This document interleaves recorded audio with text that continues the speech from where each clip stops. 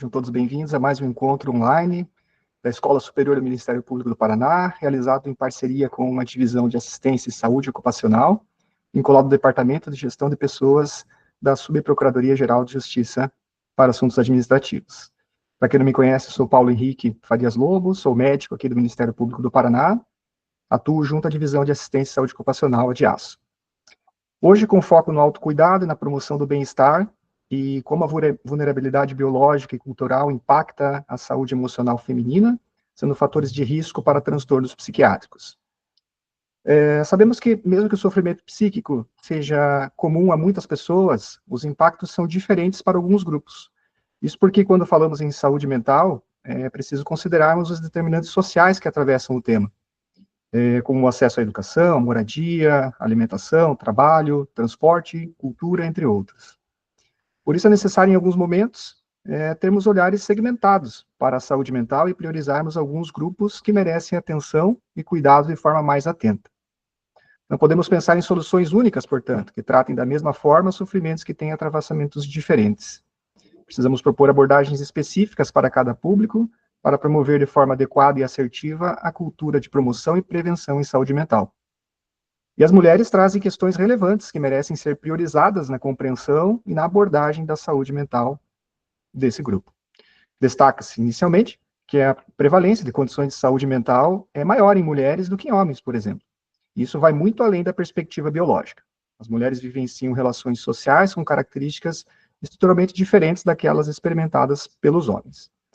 Bom, para tratar desse importante assunto, uma abertura para questionamentos ao final da exposição, convidamos a doutora Sara Cristina Zanginelli Rucchio, que possui 20 anos de experiência profissional, além de 17 anos de experiência em psiquiatria. Possui pós-graduação em psicologia clínica pela PUC Paraná e doutorado pela Universidade de Heidelberg, na Alemanha. Além disso, a doutora Sara é especialista em psicoterapia do tipo EMDR. Atua como professora na Universidade Federal do Paraná, na graduação e na pós-graduação em saúde da mulher. Vamos agora dar início à exposição de hoje. Sejam todos bem-vindos mais uma vez e tenham um ótimo evento. Doutora Sara, por favor. Obrigada, Paulo. Inicialmente, eu quero dar boas-vindas a todos, bom dia, agradecer à escola por esse convite, que eu acho que, como o Paulo já explanou ali, é bastante importante que a gente fale da saúde mental da mulher, porque somos maioria no Brasil, porque temos bastantes diferenças, como o Paulo já pontuou, em relação à questão biológica, em relação aos fatores psicossociais, e realmente nós temos uma vulnerabilidade biológica aí que nos coloca numa situação de mais predispostas a desenvolverem transtornos psiquiátricos. Eu vou falar um pouco disso ao longo da minha aula. Pode passar, Leonora, por favor. Então, assim, atualmente, eu tenho um ambulatório de psiquiatria perinatal no Hospital das Clínicas, onde a gente faz o atendimento ali de gestantes e puérperas com transtornos psiquiátricos. E a gente sabe, que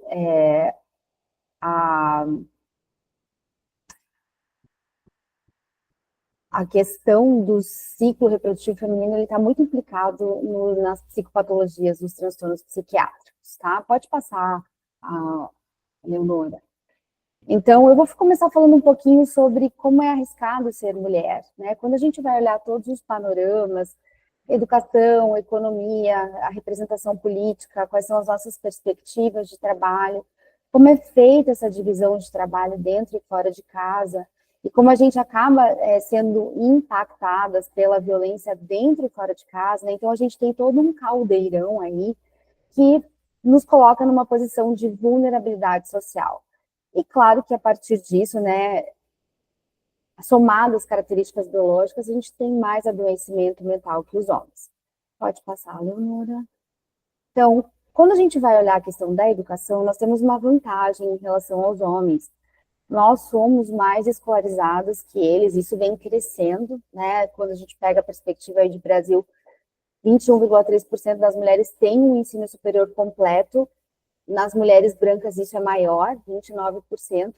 E num grupo minoritário, mulheres pardas ou negras, isso fica em 14,7%. Em contraponto aos homens, 16,8% deles têm ensino superior completo. apesar de sermos, né, mais escolarizados que os homens, nós vamos ver mais à frente, que a gente acaba tendo muito menores salários, né, uma menor receptividade no mercado de trabalho também, porque daí envolvem todas as questões, por exemplo, da mulher gestar, ter filhos, né? Então tudo isso faz com que os empregadores acabem dando preferência para os homens. Apesar de sermos mais escolarizadas, a geração neném, que nem estuda nem trabalha, esses dados são do IBGE de 2022, nós somos a maioria. Por quê? Né? Não é por falta de escolarização, não é por falta de vontade, mas o que acontece? Como a gente ainda vive muito um modelo patriarcal, espera-se que as mulheres que cuidem, né, de parentes mais velhos, adoecidos, e as mulheres também são responsáveis pelos afazeres domésticos. Então, é muito comum que a gente veja na prática clínica, e eu vejo muito isso no ambulatório do Hospital de Clínicas, que acaba atendendo uma população aí com menor nível socioeconômico, que muitas mulheres param de trabalhar, né, já meninas já e adolescentes param de estudar para ajudar na questão de casa, porque hoje a gente também sabe que 50% dos lares brasileiros, quem é chefe, né, é a mulher, né, são mulheres que acabam fazendo esse papel, e acaba que se a mãe trabalha fora, ela vai pedir para as filhas menores, então, cuidar dos afazeres domésticos, dos filhos pequenos, e claro, né, que isso é muito mais presente em população de extrema pobreza e também nessa minoria que são mulheres pardas e negras. Então, Nora, pode passar. E quando a gente vai comparar os salários entre homens e mulheres, a gente recebe quase 20% a menos que os homens. E levando em conta a mesma formação, tá? Então, quando eu comparo homens e mulheres com a mesma formação, com o mesmo currículo, os homens acabam recebendo aí 19,4% a mais que nós mulheres. Isso fica bastante evidente quando no salário de admissão, né, e depois também se mantém a partir da remuneração média. E o que a gente vê é que as mulheres negras são as que menos recebem. Pode passar a próxima, Nuri. Na representação política, como eu já havia dito anteriormente, né, apesar de sermos 51% da população, nós temos muitas poucas mulheres nos representando politicamente, né, e é interessante que quando a gente vai votar, a gente às vezes também, né, não acaba dando preferência. Acho muito importante que escolhamos mulheres para nos representarem na política, né, porque teremos aí um olhar mais cuidadoso em relação às nossas questões. E quando a gente olha até dentro mesmo ali dessa esfera, mais da metade das mulheres já sofreu violência política, dessas mulheres que estão dentro da política. E nós sabemos que isso é um crime. Existe uma lei, né, que reza sobre a questão da violência política contra as mulheres, que é a Lei 14.192. Pode passar a próxima. E quando a gente pensa em perspectiva de trabalho, né, eu já havia comentado anteriormente que as empresas preferem, sim, contratar homens, e quando a gente pega ali dados de 2022, nós somos a maioria dos desempregados, 13,4%, em contraponto a 7,7% dos homens. Tem a questão da desigualdade salarial que eu acabei de citar, e infelizmente nós temos muitas poucas mulheres em cargos de gestão e liderança. E a gente sabe que as mulheres têm um perfil diferente de fazer essa liderança. Os homens normalmente estabelecem relações de poder, né, então são relações mais verticais, e isso tem a ver com a nossa cultura, né, a cultura mais patriarcal, e em contraponto a nós mulheres, que nós temos um estilo de liderar mais horizontal, onde não existem relações de poder, onde nós olhamos para os nossos colegas de uma forma mais equiparada. Nós temos a questão da dupla jornada, né? Muitas mulheres têm tripla jornada, inclusive, então, cuidar do trabalho, chegar em casa e administrar as questões da casa, administrar os filhos, e, infelizmente, por conta da questão cultural, né, não vou ficar aqui falando que os homens não fazem nada, não é isso, a gente tem uma cultura onde a mulher acaba sendo aquela que rege a questão da casa, a questão dos filhos, é muito interessante, né? A gente vê muito na prática clínica, como, por exemplo, eu até tenho um caso muito engraçado, de uma colega minha médica que o marido foi se consultar, ele também é médico, porque ele estava passando mal e ele não sabia quais medicamentos ele tinha alergia. Aí ele ligou para a mulher do pronto-socorro e perguntou quais são os medicamentos que eu tenho alergia. Né? Então, a gente vê ali, eu dei um exemplo bastante exagerado, claro, mas a gente vê isso muito, por exemplo, no cuidado com as crianças, né? A mãe que sabe o que os filhos têm alergia quando está na hora da vacina, qual que é o horário da consulta com o pediatra, isso gera uma sobrecarga, porque ela está o tempo todo nessa posição de cuidado, que é uma posição de cuidado que às vezes é muito solitária, e a posição de cuidado é uma posição onde a gente precisa sempre estar atento ao outro e dando muita energia psíquica. Né? O cuidado você só dá, você não recebe nada em troca. Então, além de você trabalhar, né, onde uma maior parte da energia vai ainda exercer essa função de cuidado em casa, de uma forma geral, é bastante desgastante. Além disso, a gente tem a questão da maternidade, e a gente sabe que é muito difícil conjugar a carreira de trabalho com a maternidade. Né? Eu me lembro muito bem que, quando eu fiz meu doutorado na Alemanha, 50% das mulheres lá decidiam não ter filhos. Por quê? Porque elas não consideravam possível você seguir carreira de trabalho e, além disso, ser mãe, por conta dessa sobrecarga. E a gente sabe como isso adoece. Tenho percebido e recebido cada vez mais mulheres no meu consultório que têm essa dupla, tripla jornada, que acabam estão extremamente exaustas.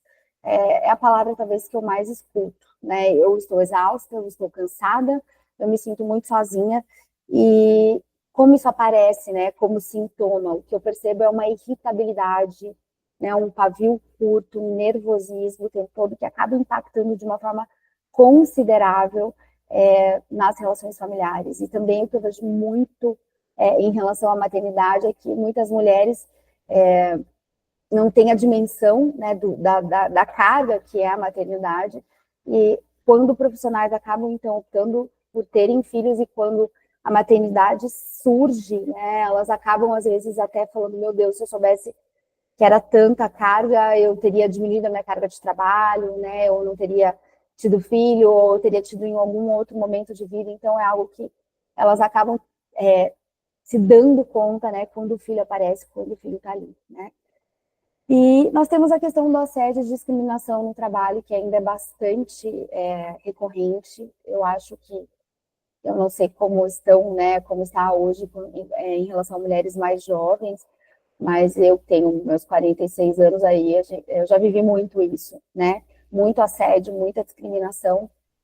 Enfim, era uma coisa bastante prevalente há algum tempo atrás. Eu recebo hoje mulheres que sofrem com isso, e às vezes não é assédio e discriminação só de homens, a gente percebe que existe também em relação a outras mulheres, principalmente mulheres em cargo de liderança, né, que acabam daí assumindo essa postura mais patriarcal, mais masculina, de estabelecer relações de poder, ao invés de trazer um pouquinho mais da nossa postura, que é uma relação mais horizontal, olhar para o outro, né, como se ele fosse, ou né, como um igual, com as suas diferenças. Pode passar o próximo, Leonora. E quando a gente fala em divisão de trabalho, a gente percebe aí que existe uma divisão, principalmente em relação ao trabalho doméstico, que gera também sobrecarga na mulher. Né? As mulheres dedicam cerca de quase 10 horas por semana a mais que os homens em afazeres domésticos e no cuidado com pessoas. Pode passar o próximo. E para falar de violência, eu acho que a gente nem precisa, né? Eu acho que os dados diários que a gente vê na televisão, eu tenho uma teoria que eu acho que nós mulheres, nós estamos cada vez mais avançando, e essa cultura patriarcal, ou, né, ela tenta nos barrar de alguma forma, e a gente percebe isso nos noticiários todos os dias, o quanto a violência contra a mulher tem aumentado, o quanto os crimes têm ficado cada vez mais cruéis contra as mulheres, é algo realmente bastante assustador, né? O que a gente tem de dados aí é que a justiça brasileira recebe quase 2,5 mil processos de violência contra a mulher por dia. E quando a gente vai falar dessa violência, né, a gente tem alguns tipos, que é a violência psicológica, que todo mundo conhece, né? A violência física. A violência patrimonial, talvez nem todo mundo conheça, né? São homens que se aproximam de mulheres e acabam, então, né, sendo bancados, sustentados por essas mulheres, acabam fazendo uso, né, do patrimônio, do dinheiro dessas mulheres, e a violência sexual. E isso é bastante assustador, gente, porque quando a gente vai pesquisar, no Brasil, 25% das meninas já foram abusadas sexualmente. Isso é muito alto, né? Isso dá um quarto de todas as meninas. E eu tenho uma experiência ali no meu ambulatório de psiquiatria perinatal que é assustador, né? Eu estou fazendo um projeto sobre trauma infantil, inflamação. O trauma gera uma inflamação crônica na mulher, e por isso que a mulher vai desenvolver mais doença autoimune, mais doença reumatológica. Então, o trauma infantil gera essa inflamação, e eu estou pesquisando se essa inflamação e o trauma infantil tem uma relação com depressão perinatal. E a gente já entrevistou ali cerca de 60 mulheres até agora no projeto, e é assustador que 100% das mulheres que a gente atende ali no ambulatório sofreram violência na infância, abuso sexual, 100%. Né? Então, a gente vê que nesses estratos da população com menor nível sociocultural, isso é muito prevalente. Né? E, pasmem, né, claro que os marcadores inflamatórios que a gente está ali utilizando também, né, deu 100% de inflamação nessas mulheres. Então, provavelmente, essas mulheres elas vão ter mais doenças crônicas no futuro, né, doenças autoimunes, doenças degenerativas, por conta de toda essa situação lá na infância. Tá? Quando a gente olha os dados, então, né, para continuar, entre janeiro e maio de 2024, a gente já teve 318 mil casos, né, de violência doméstica, 56 mil casos de estupro e 5 mil casos de feminicídio. E nos últimos 10 anos, nós perdemos 12 mil mulheres no Brasil. Pode passar o próximo, Leonora. Né, então, pensando em tudo isso, né, eu vou falar um pouquinho agora das particularidades dos transtornos psiquiátricos na mulher, porque esse vai ser, né, ali o caldeirão, né, social, psicossocial, que junto com a condição biológica, então vai fazer com que nós adoeçamos muito, né. Nós vamos ter mais transtornos de humor, principalmente depressão. Mulheres têm cerca de 2 a 3 vezes mais depressão do que os homens. Nós vamos ter mais ansiedade também. Temos mais transtornos alimentares, e a gente sabe que o transtorno alimentar está relacionado a essa pressão social, né, por um determinado tipo de corpo. Nós temos mais também, né, transtorno de personalidade borderline, que é um transtorno cujo principal sintoma é a desregulação afetiva. Então, eu não consigo acomodar ou lidar com as emoções, e isso tem a ver com trauma infantil. A gente sabe que crianças que sofreram abuso, trauma infantil, não conseguem se autorregular, então as emoções, elas vêm com muita força nesse sentido, né, são adolescentes, mulheres que acabam se cortando, se machucando, tentando várias vezes o suicídio por querer matar essas emoções. Às vezes não é nenhuma tentativa de matar a si mesma, mas eu não consigo lidar com aquilo que eu estou sentindo.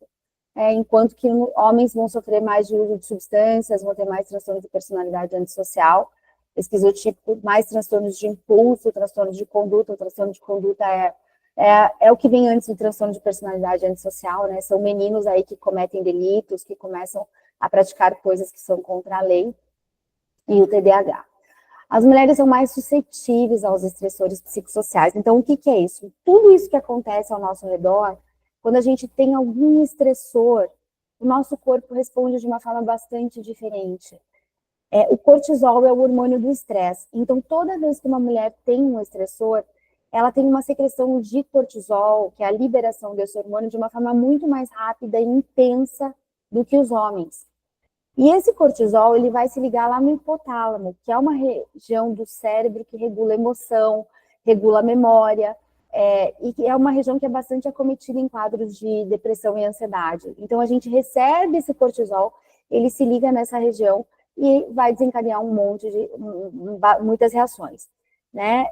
E, além disso, essa resposta, né, ao estresse, quando é liberado ali do estresse, a gente tem uma produção 40% a mais de cortisol, que é o hormônio do estresse, né, do que os homens. Então, a gente tem uma suscetibilidade biológica bastante, que predispõe bastante aos transtornos psiquiátricos. Leonora, pode passar.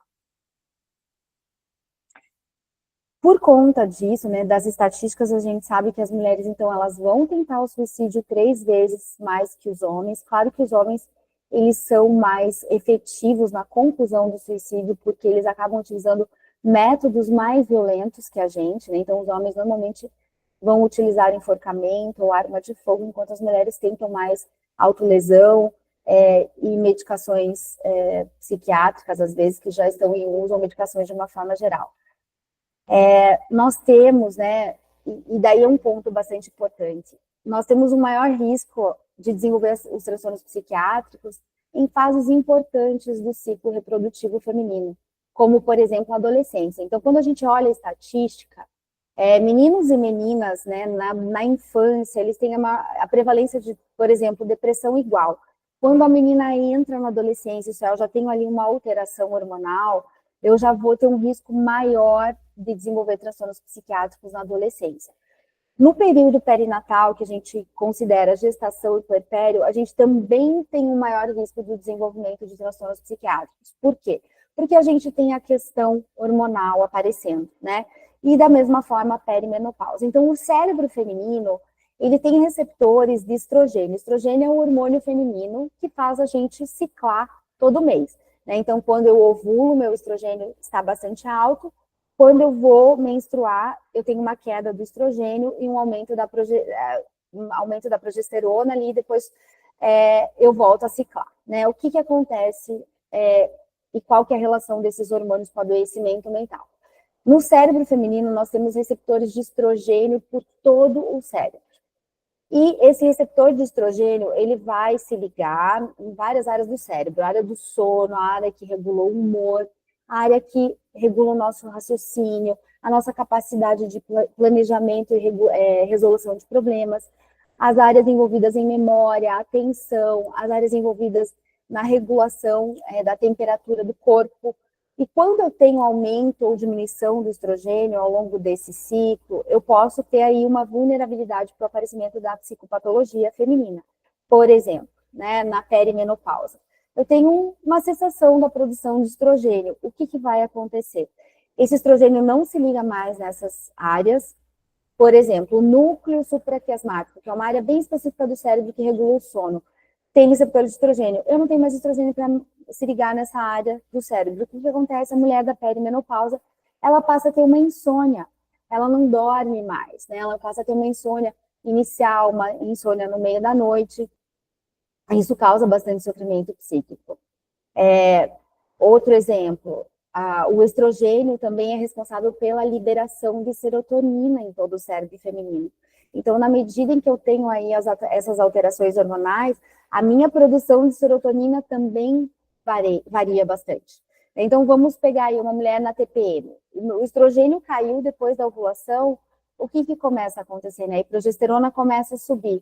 A progesterona, ela tem um efeito ansiolítico, hipnótico, mas ela também pode dar aquela sensação que a gente tem na segunda metade do ciclo, de muito cansaço, de se sentir mais lenta, de ter sono o tempo todo, né? E com essa queda do estrogênio, o que acontece na segunda metade do ciclo? Eu vou ter a TPM. Na TPM sem estrogênio, por quê? Eu não tenho produção de serotonina. E aí eu vou ficar irritada, eu vou ficar chorosa.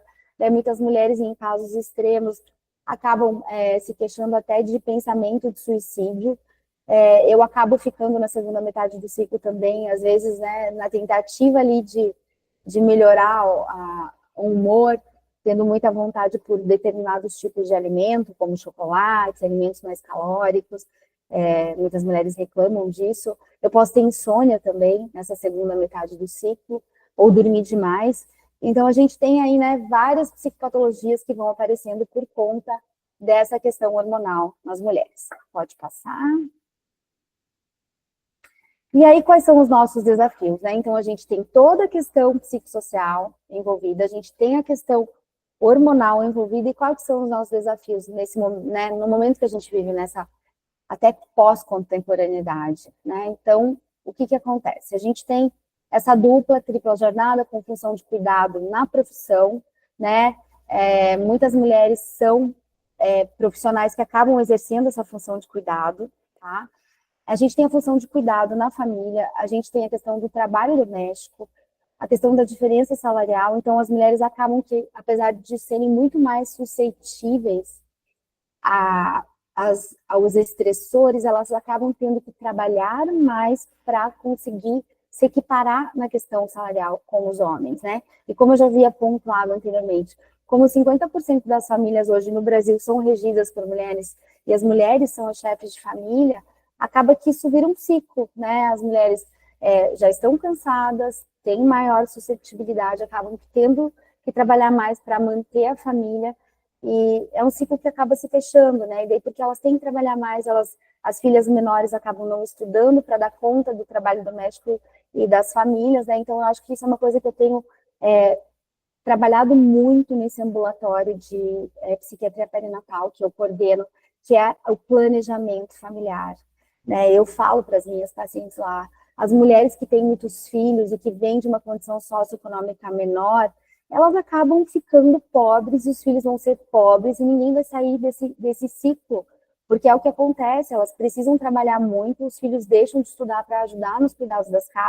da casa, e aí elas não conseguem oferecer a eles né, um conforto, elas não conseguem mais estudar, não conseguem subir, né, na vida. Então, isso é uma coisa que eu trabalho muito, a questão do planejamento familiar. Eu acho que é um dever de todos os médicos que atendem mulheres em idade fértil, né, perguntar se está usando algum tipo de anticoncepcional, se estão se cuidando, porque o que a gente vê, né, em estratos mais estratos da população ali que a gente atende, as mulheres com 28, 26 anos já com o quarto, quinto filho, né, e todos os homens que eram pais desses filhos foram embora. Então, são situações de bastante vulnerabilidade. E claro, né, a gente tem uma questão, daí falando um pouquinho, né, de mulheres com nível sociocultural maior, que a maternidade acaba impactando na carreira. Então, muitas mulheres que eu recebo no meu consultório, por exemplo, acabam atrasando bastante a gestação, porque elas preferem se formar antes para depois constituir família. E o problema do atraso na gestação é que vai levar à infertilidade. Eu tenho muitas mulheres, e daí outros problemas aparecem por conta disso, né? Então eu estudo, eu me formo para ter uma segurança, para ter dinheiro, mas daí eu fico infértil porque eu deixei para engravidar com 36, 37 anos. E aí o que acontece, né? Eu já tenho pacientes assim no meu consultório com 36, 37, 38, que já passaram por 8 fertilizações in vitro, né, já tiveram várias perdas gestacionais, porque a perda gestacional também, né, as perdas perinatais ali, elas aumentam, a prevalência aumenta, a probabilidade aumenta no decorrer, né, quanto mais velha eu estou, maior a chance disso acontecer. E aí a gente começa a ter vários problemas, por exemplo, em relação ao luto perinatal, né, as mulheres chegam extremamente deprimidas, porque perderam vários filhos, porque não conseguiram ser bem-sucedidas nas fertilizações in vitro, e aí elas vêm muito deprimidas, com vários lutos para serem trabalhados, e a gente acaba daí também, né, tendo um outro tipo de adoecimento por conta disso. A gente percebe que muitas mulheres, por conta da carreira, né, acabam não constituindo a família que elas gostariam, então acabam tendo famílias menores por conta, né, do tempo, por conta dessa divisão que é necessária das atividades. Isso acaba impactando bastante nas relações familiares, né? E claro que a maternidade impacta, inclusive, nas relações com colegas de trabalho, né? Quando a gente vai ler pesquisas sobre como os colegas de trabalho se sentem quando eles trabalham com grávidas, eles reclamam, eles falam que eles acabam tendo que trabalhar mais porque as grávidas estão mais lentas, porque elas não conseguem executar o trabalho da forma que eles conseguem executar, então isso acaba gerando reações, né? Eu já tive muitas grávidas que sofreram algum tipo de assédio ou alguma brincadeirinha, né, por estarem grávidas. E o impacto na contratação, né? A gente sabe que hoje faz parte da entrevista na contratação se a mulher tem filhos, se ela pretende ter, quando que ela pretende ter, e obviamente e se existir um homem com o mesmo currículo e a mulher, né, falou que vai engravidar daqui a 6 meses, é muito provável que quem seja contratado é o homem, né? E as minhas pacientes, elas sempre chegam no meu consultório falando, nossa, Sara, eu menti que eu não queria ter filho, eu menti que eu não estou pensando em engravidar, porque eu sei que eu iria perder, né, o meu trabalho, ou a chance de ser contratado. Então, a gente tem todos esses desafios aí para lidar. Próxima. Então, como é que a gente faz com tudo isso, né? Como é que a gente faz com o fato da gente ter um social ainda que não acomoda a questão de ser mulher em vários aspectos, né? Como é que a gente faz com a vulnerabilidade biológica que a gente tem, né, em relação de resposta ao estresse? Como é que a gente faz com toda essa... E junto a tudo isso, nos realizarmos como mulheres, né? Não, eu quero ter uma carreira, eu quero ter uma vida pessoal, eu quero ser bem-sucedida, mas eu também quero ser uma mãe. Então, acho que é importante, né? Daí eu vou deixar aqui umas dicas de livros para vocês, que eu indico para todas as minhas pacientes, que eu acho que ajuda. Eu tive um homem que eu indiquei, ele leu e ele gostou bastante, então isso não é só para mulheres, né? Essa autora, que é a Glennon Doyle, ela é uma feminista americana e ela tem um livro que é maravilhoso, que chama Indomável. Essa citação é do Seja Indomável, que é um livro de exercícios, mas eu vou ler aqui um trecho de algo que eu achei importante, né? Eu queria ser uma boa menina, então eu me rendi às minhas jaulas. Escolhi uma personalidade, um corpo, uma fé e uma sexualidade tão pequenas que tinha que segurar o fôlego para caber dentro delas. Somos como computadores, e nossas crenças são o software com que somos programadas. Sem nosso conhecimento, pela nossa cultura, comunidade, religião e família. Embora não escolhamos esses programas, eles mandam na nossa vida, controlam decisões, perspectivas, sentimentos e interações, e por isso determinam o nosso destino, né? Então, acho que o que ela fala aqui é que, como mulheres, nós não aprendemos a questionar, e a gente só vai recebendo aquilo que vão dizendo que a gente é, né? Eu sempre uso uma metáfora com as minhas pacientes, né? Eu falo assim, foram colando um monte de post-its em você, você é isso, você é aquilo, você tem que ser assim, você tem que ser assado, e a gente vai absorvendo e vai se formando dessa forma sem questionar. E aí, né? E daí eu vou dar um exemplo, por exemplo, né? Você tem que ser boa, você não pode reclamar, você não pode ir para o confronto, você não pode ser agressiva, né? Isso quando você é uma menina, uma criança, é muito bacana, isso não traz tanta diferença na tua vida. Agora, quando você é uma mulher que precisa se inserir no trabalho, que precisa dar os seus limites, falar o que você pensa, isso faz toda a diferença, né? Então, o que eu percebo na prática clínica é isso, as mulheres muitas vezes carregam tudo isso que elas aprenderam da infância, e elas não se tornam mulheres, né? Elas não conseguem ser assertivas, falar o que pensam, dizer um não, colocar as suas necessidades, né? É impressionante como a mulher é muito boa para atender as demandas alheias, mas ela não pode ter demandas, né? Porque ela vai incomodar. Ou a coisa que eu mais escuto, se eu tiver uma demanda, se eu falar para os meus filhos que eu estou cansada e que eu quero ficar sozinha, se eu falar para o meu marido que eu preciso sair de casa para me encontrar com as minhas amigas para jantar, eu estou sendo egoísta. É impressionante como ser você, né, a mulher, correlaciona com o egoísmo.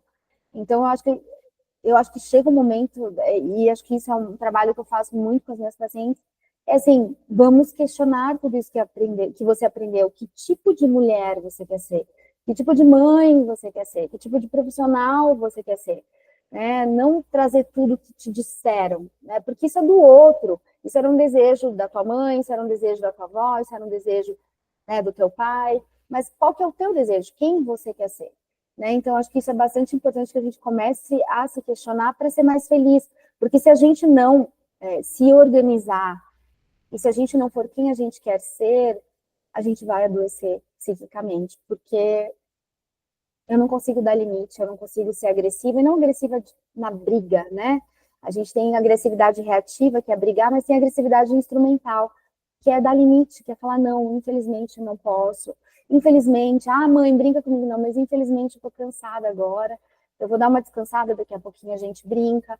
né? Ah, não, mas você tem que ir em tal compromisso social com a família, porque todo mundo quer que você vá. Não, mas espera aí, eu trabalhei muito essa semana, eu preciso descansar, marca para outro dia. Então, né, de poder colocar o que se deseja para poder sobreviver, né? Porque quem não deseja está morto, né? Então, acho que é importante que a gente resgate muitas coisas, ou que a gente até se construa, né? E deixe para trás tudo que foi colocado. Pode passar, Leonora? Então, acho que é muito importante, né, que a gente faça essas perguntas. E esse livro ali que eu coloquei, Seja Indomável, ele traz muito esses exercícios, assim, né? O que te ensinaram que é ser uma boa filha, uma boa criança? Será que você continua praticando isso até hoje, né? O que você foi condicionado a acreditar que é uma boa esposa, cônjuge? E será que você quer ser essa esposa, cônjuge, né? Ou você quer ser de outra forma? O que é ser uma boa amiga? O que é ser uma boa mãe? Ah, boa mãe é aquela que abdica de tudo para deixar os filhos felizes. Isso não é verdade. Isso é receita da insatisfação, né? E insatisfação crônica leva à depressão. O que é ser uma boa médica, uma boa advogada, uma boa fisioterapeuta, uma boa psicóloga? Você quer ser essa? Qual que você quer ser, né? Para mim, uma boa médica, por exemplo, que é o meu caso, é ter tempo para mim, para eu poder tratar melhor os meus pacientes, né? Eu não vou trabalhar 12 horas por dia, porque eu sei que isso não vai me tornar uma boa médica, eu vou trabalhar, sei lá, 7, 8 horas, e o resto eu vou fazer alguma coisa que me relaxe, que me faça feliz, para eu dar um atendimento de qualidade para o meu paciente, né? O que é, né? O que é ser mulher? Quem foram as tuas figuras? Você quer ser igual tua mãe? O que você vê nela que você acha que vale a pena carregar? E o que você vê nela que você fala, não, isso para mim não serve. Sobre sexualidade, né? Esse é um ponto assim que eu vejo quantas mulheres são infelizes na sua sexualidade. É assim, é lamentável, né?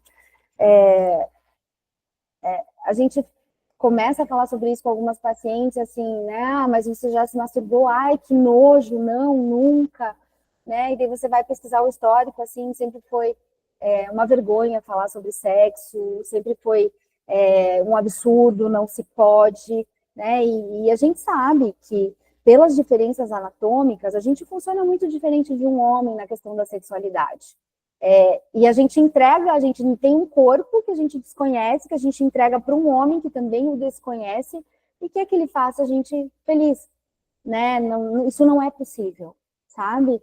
Então é importante que a gente tenha um conhecimento sobre a nossa sexualidade, o que é bom para a gente, o que a gente pode ensinar para a parceria ali, para a gente poder também ter uma vida sexual mais satisfeita, né? Além disso, a questão de fé e religião. Será que isso que foi ensinado, será que isso que minha família me passou é isso que eu quero mesmo? Ou não quero? Então, que a gente possa construir a própria identidade. Pode passar, Leonora? Porque uma mulher com uma identidade sólida, que sabe quem é, se torna satisfeita. E se eu sou uma mulher satisfeita, eu vou mudar as gerações. Então, construa sua identidade como mulher. Outra coisa que nós mulheres temos que aprender, uma pessoa saudável tem várias prioridades, não é só uma prioridade. Ah, minha prioridade é minha família, minha prioridade é meu trabalho. Não, uma pessoa saudável tem várias. E uma delas deve ser você, né? Sua saúde mental e física. Então, não tenho tempo de fazer exercício, não tenho tempo de cuidar da minha alimentação. Não, é porque não virou prioridade ainda. Você não é uma prioridade na tua vida. A hora que você se colocar como prioridade e entender que a única coisa que as pessoas precisam ao seu redor é que você esteja bem, para todo mundo ficar bem, você vai começar toda essa cadeia de comportamentos. Tenha amigas e conviva com elas. As amigas são muito importantes para as mulheres.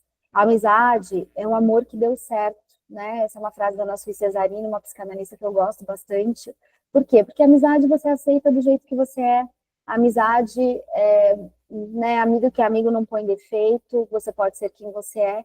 Então é importante que a gente tenha esse lugar nas relações, porque às vezes a gente não tem isso, né, na relação com o cônjuge, então é importante que exista esse lugar, para a gente entender que é possível ter esse tipo de relação. Tenha um ou muitos hobbies, os hobbies são extremamente importantes, porque hobby, eu estou fazendo algo para mim, e eu estou fazendo algo solitário. onde eu estou sozinha comigo mesma.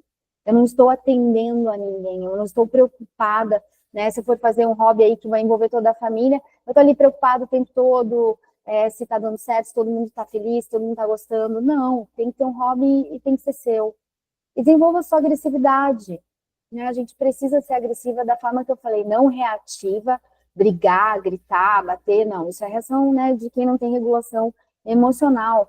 É dizer não e dar limites, porque quando a gente dá limite, a gente muda a nossa vida, a gente fica menos cansada, a gente acaba colocando como prioridade aquilo que realmente é importante, e a gente também, isso é muito importante, quando eu dou limite, eu seleciono as pessoas que realmente gostam de mim.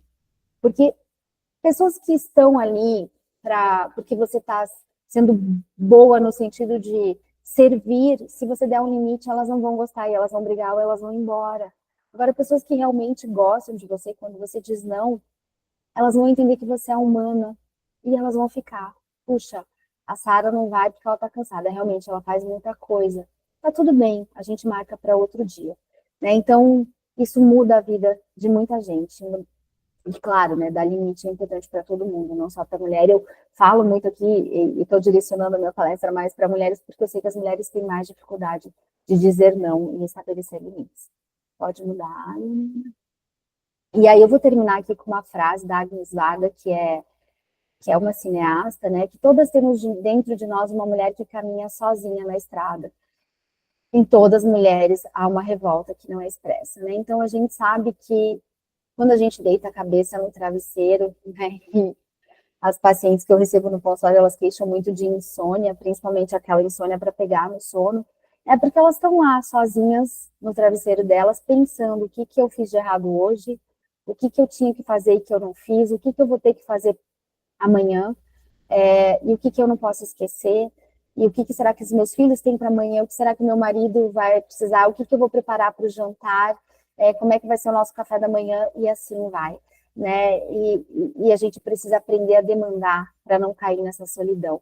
Né? Delegar funções dentro de casa, organizar, de forma que toda a família contribua, não só o marido, os filhos, né? Os filhos é interessante, eu vejo isso muito no consultório, os pais e as mães não ensinam que as crianças têm que ajudar no cuidado de casa, daí fica adolescente e quer que comece a ajudar no cuidado, né? Não, isso a gente tem que colocar desde pequenininho, que a criança vai ter alguma função ali no cuidado, porque é um espaço compartilhado, né? E claro que essa revolta que não é expressa é sobre tudo isso, né?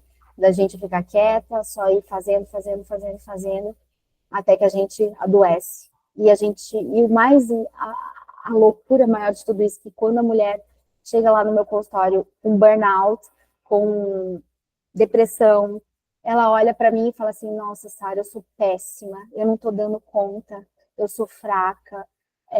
E aí a gente enumera, né, tudo que ela vem fazendo, tudo que ela faz, e ela nunca tinha parado para olhar, e ela se assusta, né, e essa revolta, ao invés, né, ela joga para ela mesma, né, de que ela é culpada, que se ela tivesse mais força, ela ia dar conta de tudo. E é muito triste isso, sabe? É assustador, assim. Então, se vocês têm dúvidas se vocês fazem coisas, se vocês se culpam quando vocês deixam de fazer alguma coisa, põe no papel, né? Pega uma folha e escreve tudo que vocês fizeram durante o dia. Isso serve, acho que, para todo mundo.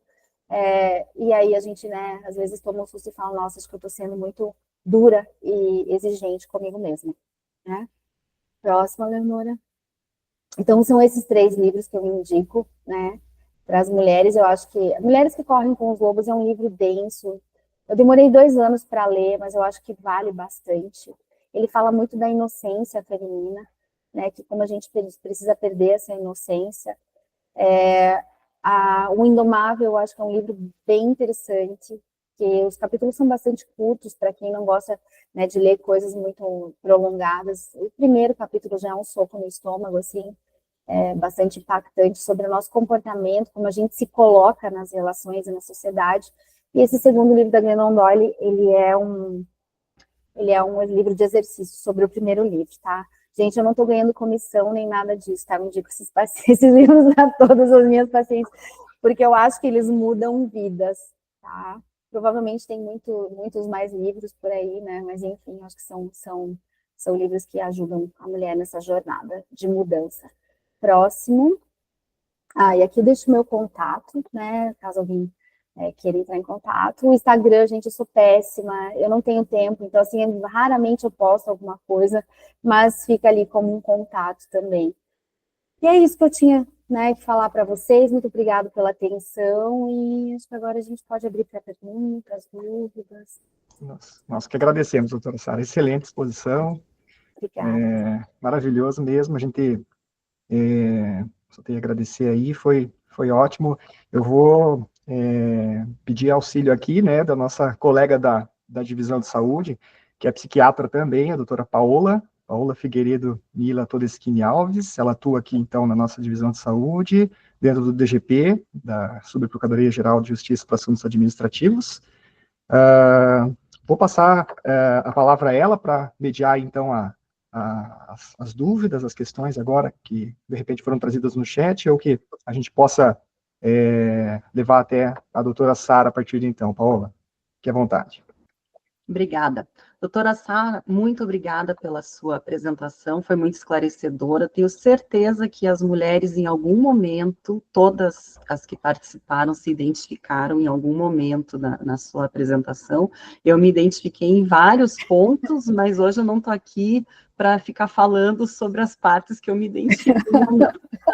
Ai, obrigada. Eu acho que tem muita coisa mesmo, foi bom que a doutora comentou no final, que tem muita coisa que serve tanto para o homem como para a mulher, mas hoje é importante a gente deixar claro que o nosso foco era a mulher. Então, lógico que tem muita coisa que a doutora Sara falou que é importante para os homens também, mas hoje o foco da nossa apresentação, a gente pediu inclusive para a doutora Sara focar nas mulheres, então os homens não se sintam, não achem também que não tem que fazer muitas das coisas que a doutora Sara recomendou, né?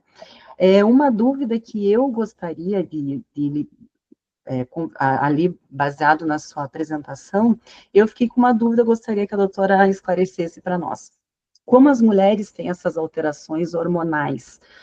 Quando a gente percebe que está tendo alteração hormonal e alteração de humor, irritabilidade, qual que é a sua recomendação? É ir atrás de um tratamento com foco hormonal ou com um tratamento com foco psiquiátrico?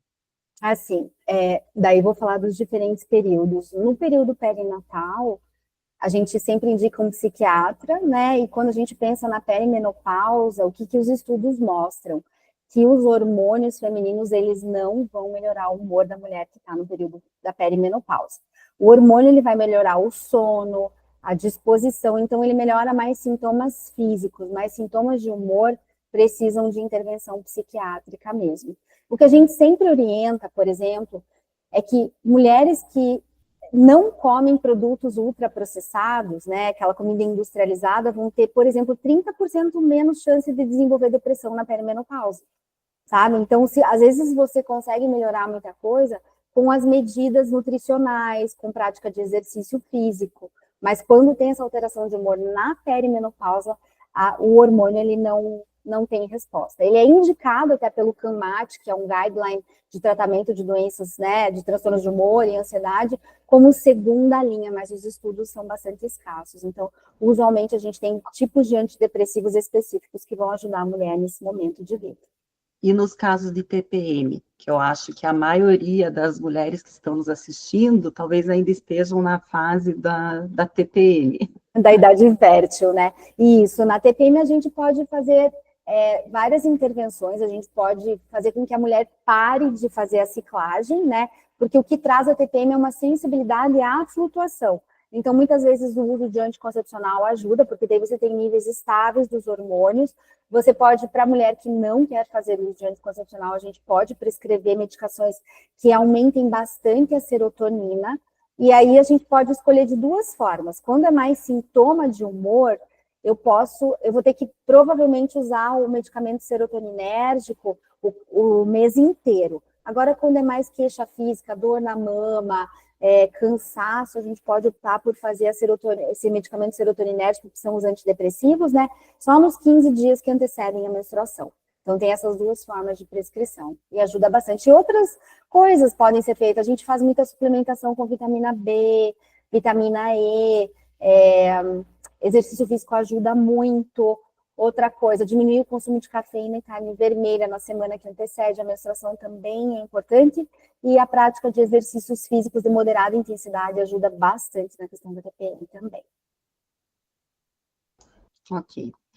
Bom, hoje eu acho que as dúvidas eram mais ou menos essas. Não, se alguém ainda quiser, ainda temos um tempinho para dúvidas, mas eu acho que, de modo geral, a doutora Sara foi excelente, ficou todo mundo prestando atenção do início ao fim, não teve nenhuma parte da palestra que não tenha sido relevante, acho que para todos nós, inclusive para os homens que participaram.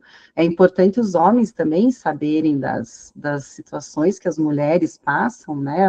Não só o que a mulher passa, acho que todo mundo se identificou, mas os homens saberem para entender e também saber lidar. E saber que os homens, repito, os homens também têm suas demandas, mas hoje não era o nosso foco. Vocês aguardem que um outro dia a gente fala sobre as demandas dos homens. Eu gostaria, então, de agradecer. Em relação às dúvidas, é isso. Não sei se o doutor Paulo tem mais alguma consideração. Não? Não, Paula, só agradecer também a doutora Sara mais uma vez. Excelentes reflexões, né, para todos, né, para todas, para todos, e são situações que a gente precisa difundir, né, essas informações, esse conceito, e refletir sobre isso, né.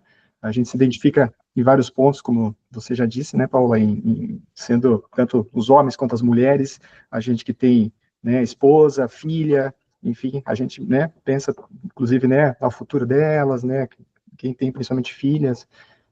Então, assim, para todos realmente, né, a gente precisa sempre estar abordando o assunto, destacando essas reflexões e, enfim, nos pondo e nos colocando sempre à disposição na perspectiva de evoluir e de melhorar essa questão cultural aí que existe, que precisa ser trabalhada realmente.